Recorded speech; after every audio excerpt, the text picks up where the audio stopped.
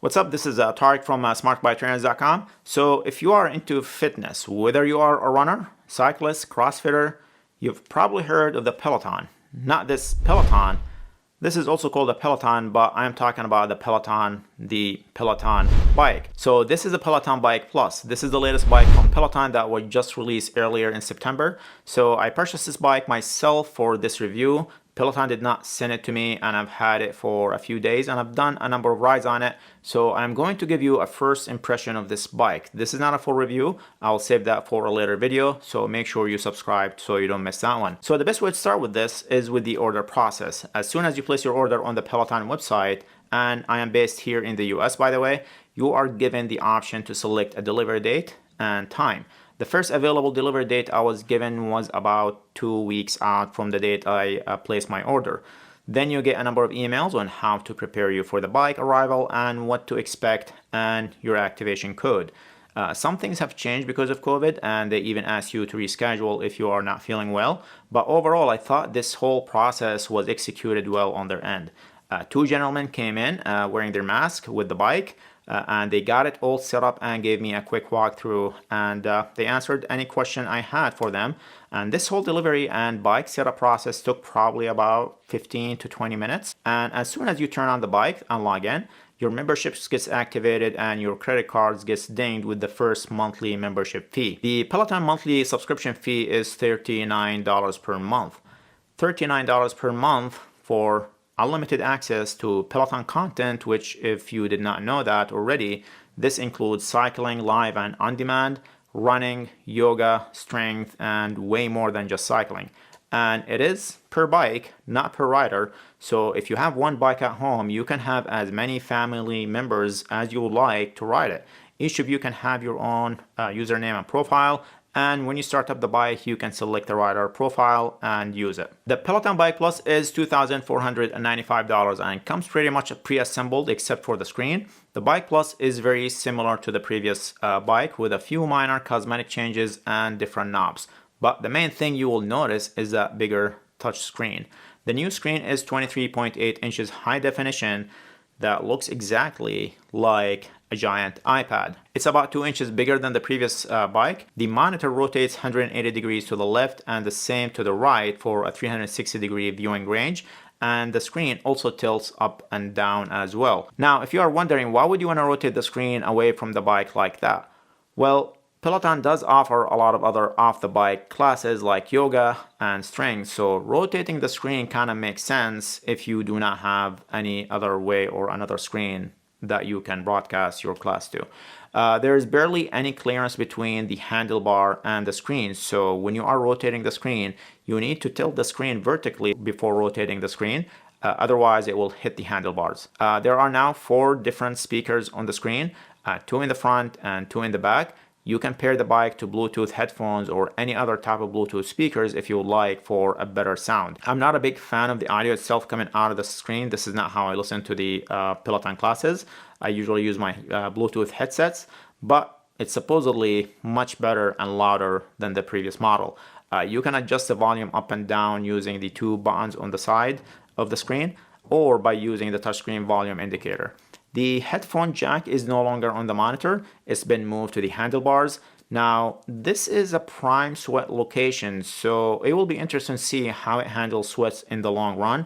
I generally keep a towel on the handlebars, so that should prevent any sweat from getting into the headset jack. The resistance is electromagnetic now and can adjust using the resistance knob, which is now digital and not mechanical. So when you increase the resistance by turning it to the right, the knob does not stop after hitting 100%. It will keep turning without affecting the actual resistance. And the same is true when you turn it all the way to the left. If you push down on the knob, it will act as a brake and stop the flywheel. The knob is sensitive. It's easy to make 1 or 2 points adjustment, which is nice. It's not too sensitive, but it's sensitive in a good way. The bike comes with SPD pedals. I of course immediately swapped them with my own pedals that also happen to be a power meter, and I will use my power meter to test the power accuracy, which I will talk about more in more details in my full review. With respect to the bike appearance, the design itself did not change much. The weight of the Bike Plus sits at 140 pounds versus 135 pounds. This is mostly due to the bigger and larger screen. But as far as the footprint of the bike, that did not change. Peloton did a good job hiding all the wires. The only wire you will see is the one coming down from the handlebar and connected to the frame. The screen is connected via two wires that are well hidden behind the screen. There is also a USB-C port open, which you can use to charge other devices. Speaking of other devices, the bike does not have any place to place a phone or a tablet. Not sure why this was not added since we all carry our phones now, but I guess you can use the bottle holder to store your phone for now. You can find a number of third-party phone mounts for the Peloton bike from Amazon. The Bike Plus has new adjustment knobs and metallic finish lettering, which gives the new bike a sleeker look. The lever to adjust the fore aft position of the seat has been replaced with a simple clamp. Also, the plastic water bottle holders, sweat guards over the magnets, and belt guards are all now smoke and transparent color.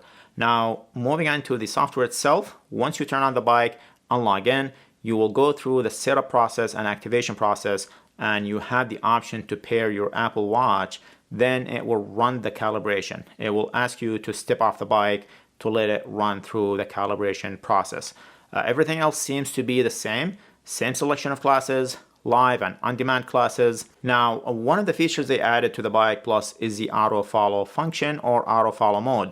If you are familiar with a smart trainer or a smart bike, this is not quite like erg mode that you might be familiar with. So when you join a cycling session, the coach will call out a specific resistance like 30% or 60%. Usually you manually adjust the knob to reach that resistance. But when auto follow is enabled, the bike will do that for you based on the instructor guidance. So essentially, it will automatically adjust resistance without you ever touching the resistance knob.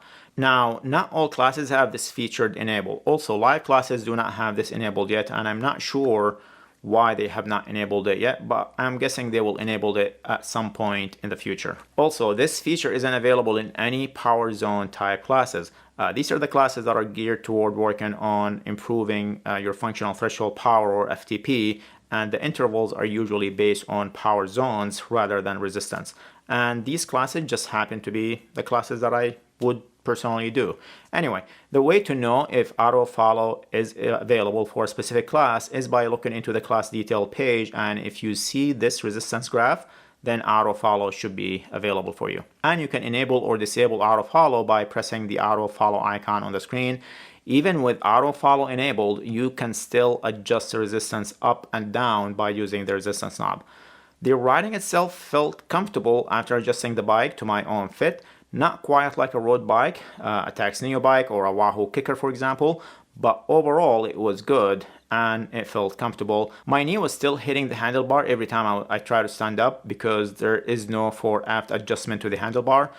But other than that, it's a spin bike and looks and feel like a spin bike. Okay, I think I covered it all in today's video, and if you are thinking of purchasing or upgrading this bike, hit me down in the comments section if you have any question and if there is anything specific you want to know about this bike. I'll be using it, and you know what? I'm going to create a specific category for Peloton and try to publish a bunch of Peloton specific videos for all you Peloton users. Okay, this is all I have today. Hope you enjoyed this video. Thank you for watching, and see you guys in the next video.